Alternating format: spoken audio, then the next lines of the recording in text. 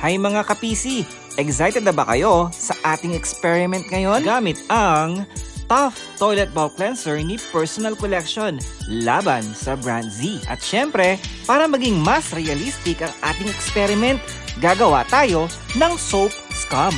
Ito ang magsisilbing mga nanikit na dumi at mga invisible germs na hindi naman talaga natin nakikita. Okay, great life mindset! Good morning! Yun, gising pa. Ayan. So, welcome po sa ating special wow demo ni Personal Collection. So, yung nakikita nyo po sa harapan, ito po yung mga gagamitin natin. Pero bago po tayo mag-start, magpapakilala muna po ako. Ako po si Ram, ang inyong Branch Training Support General dito po sa Personal Collection Malolos Branch. And today po ay tuturo ko sa inyo kung gaano kaganda ang best-selling products natin na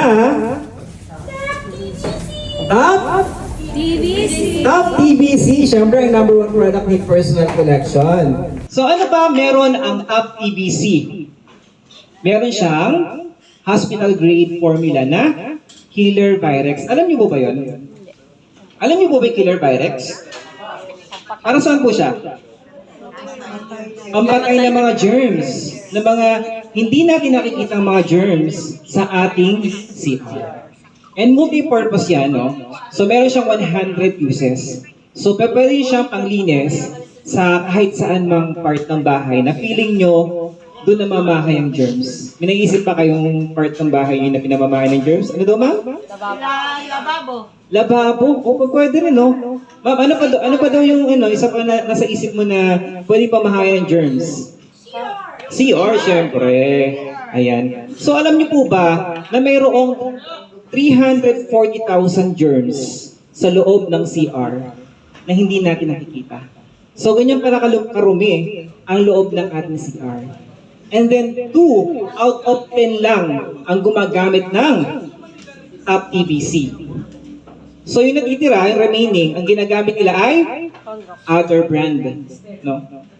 Pero alam naman natin kung saan ginagamit ang other brand. Sa damit. Na minsan, mahapdi rin sa kamay. Diba? So meron tayo syempre para sa CR lang. Yun po ang ating Tough Toilet Bowl Cleanser na merong 99.9% kills germs. it can kills germs. Okay. So meron siyang Killer Virex na kaya pumatay ng germs. Pero hindi lang syempre germs ang pinapatay natin. Pinapaputi rin natin at pinapalinis din natin ang inyong mga tiles. Sino na po nakagamit ito? O di ba nakita nyo kung gaano kaganda at gaano kaputi ang inyong mga CR? No? So, pag sinabing hospital grade formula, kung gaano kalinis ang isang sabihin natin operating room, di ba kailangan disinfected yan? No?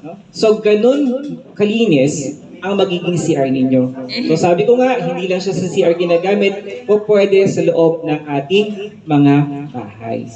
And lalo na ngayon, maraming sakit. Ag-ulan, pag ganitong season, malamig. Anong sakit? Ubo? Lubos kami. Sipon? Ano pa?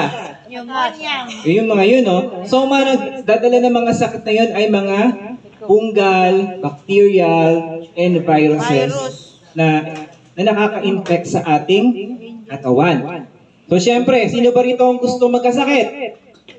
Wala. Di ba? Kasi pag nagkasakit tayo, manghihina katawan natin, walang kita, hindi ka makakapagbenta ng PC, hindi ka makakapaningil.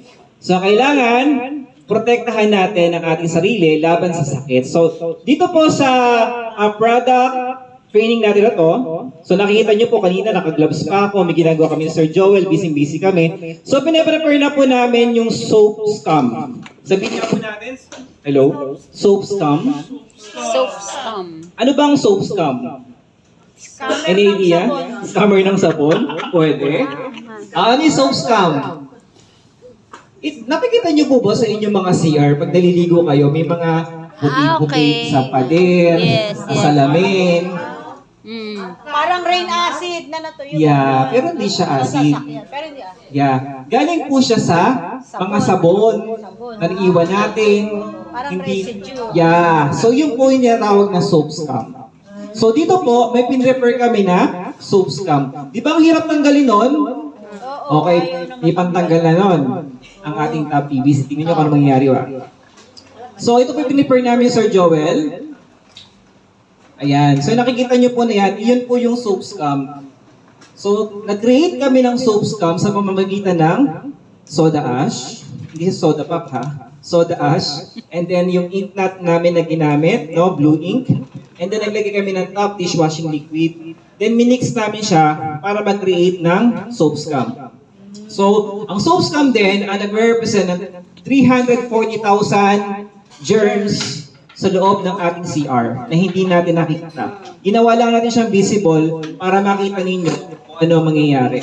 And then, meron ka tayong blue light. Yung blue light, titingnan natin mamaya kung ano mangyayari, kung paano magre-react ang mga solution na gagawin natin. So maglagay muna tayo na gloves. Maglalagay muna po tayo ngayon ng 3 cups of other brand. Malagay tayo ng 3. Kasi baka malagay sa damit natin. May tubera. Usi. 3. Reyna. Okay. 1.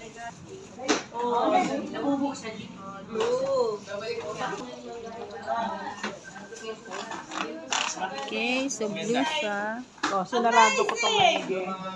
So even yung texture ng dalawa, pagdating po dito sa liquid na to, ang texture niya talagang ano siya, so wow. yung watery talaga. Dito, medyo heavy, medyo mixy, konting thickness yung curd. Sampo natin ng konti. Medyo layo lang kasi medyo matapang yung formula Okay, so lagyan na po natin. Ready? 1, 2, 3. Tingnan nyo po kung ano magiging reaction ng May nakikita na ba For kayo? how many minutes? Ito natanggal na. Wow! Nakikita nyo na po ba sa tawas? Tapos umuusok-usok Yung nang siya. kukulam sa inyo. Wow! So ano po napapansin po ninyo? Dito bumubula-bula. Mabilis ang Bumubula-bula na siya, no? May reaction ka. Dito po, ano po napapansin nyo? Mabagal. Ha? Unti-unting mararating. Kalangitan ng tipin. Saan po bumubula? Sa Sa gilid. gilid lang. Dito po, saan bumubula? Sa gitna. Sa gitna. Lahat. Binabalis daw dito. Ayan, so nakikita nyo po yun, no? Compare dito. Malinaw, and then dito, hindi mo siya makikita. Okay? So kung mapapansin nyo rin po, sa grout po ng inyong tiles, nakikita nyo po, Bumubula. umaalsa po. Kasi tinatanggal po niya lahat ng mga nakadikit doon. Mabawal yan talaga sa Parang balat. pinapakuluan, ano? Yes po. Matagal. May 2 minutes na po ba? Parang yan. Meron na? Meron na po. Okay. Ako na po mag-angat. Wala si sir, ano eh. Wala siyang Anong gagawin sa tawas? Kailangan mag- Wow! Palakpakan naman! Okay, baka umislide gram. Okay, hindi naman po. Ano yan? Tiles? Ano po yung soda ash? Yung soap scum? Yung mga sabon na, oh yun, libag. Libag. Mupal, gano'n. Libag sa banyo. Mga parang libag sa banyo na Oh, galing. parang Libag-libag po. so, sa blue light, makikita niyo po. Ayan, malinis na po siya.